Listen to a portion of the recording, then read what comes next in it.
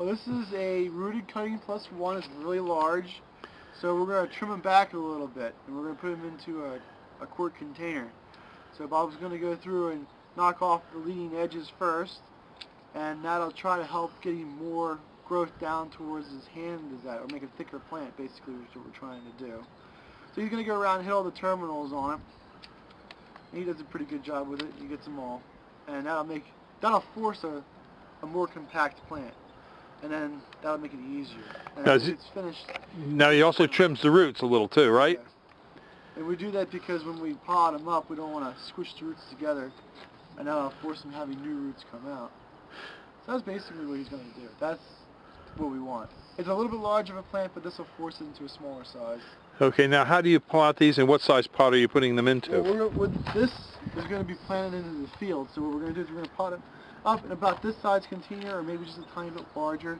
The idea is to try to put them into a quart container. So we're going to put a little bit of dirt at the bottom of it. We'll put it in, put dirt around it, pack it in so it's fairly nice, so it looks kind of like this. We'll let this grow out for a little bit so it roots out fairly nicely. If we can plant it maybe like the middle of the summer, or we can plant it next spring. But the idea is for it to get a little bit more roots on it and more established before we put it into the field. But this is definitely what we call a liner. We're going to line these guys out in the field. Okay, and show them how you actually put the potting soil in. Oh, well, everybody does it a little differently. But again, I put a little dirt into it, I put the roots in, and then I just backfill on either side. And go like that with it. Push it down a little bit. And that's it. Okay, and how many of them are you doing here today? Well, I think we have 500 of them to do. All right. Okay, well thank you very much, Mike, and this is Highland Hill Farm, growing our green giant arborvitaes. Well, here at Highland Hill Farm we have lots of arborvitaes. And one of our top selling arborvitaes is the green giant. A common question we get on green giant is trimming of the green giant. When we trim green giants, we try to trim green giants at their 1 liter. However, double liters always do find their way into our batches.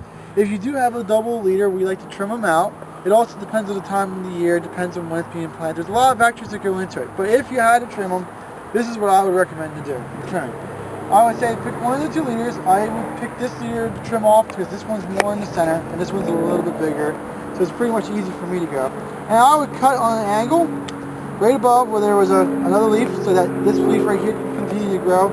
And in time, it would not affect the way that it looked at all.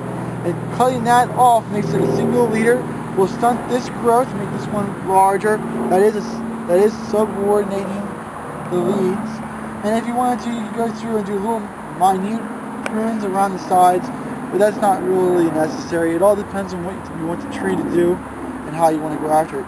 If you do trim all the sides around it, you'll make a denser tree, but it won't fill out as fast. If you trim the tops, you'll get a denser tree, but then you'll have multiple leaves start growing up. If you trim it and leave it just like this is right now, this will telescope out, and this can grow like 2 to 3 foot in 1 year. But most times I usually don't like those. When they're in the field, I usually do trim it a little bit back to encourage more growth out on these guys here. But the green giant is a type of arborvitae. It does grow very fast, and it does take very well to trimming. If you have a really large green giant and you wish to trim it down to a smaller size, I wouldn't recommend cutting half of it. Like suppose if you have a 12-footer, you want to put it to 6, that may be a little bit too much of a trim. And if you're doing that as just been planted or transplanted, that's also very bad for the tree. Typically when you plant or transplant a tree, you try not to do a lot of pruning on it, just because the more pruning you do on it, the more stress it is, and it limits the amount of root growth you'll have on it.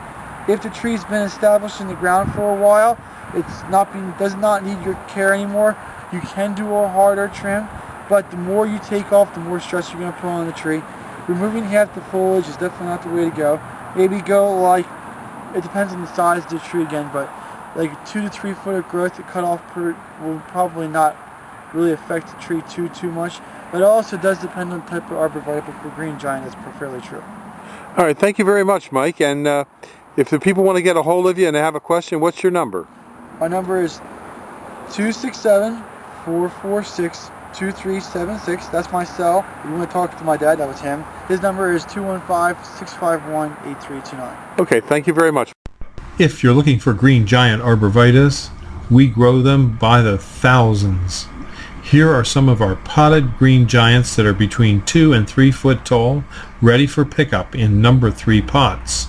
Just give us a call, 215-651-8329 at Highland Hill Farm for your screening and buffering trees.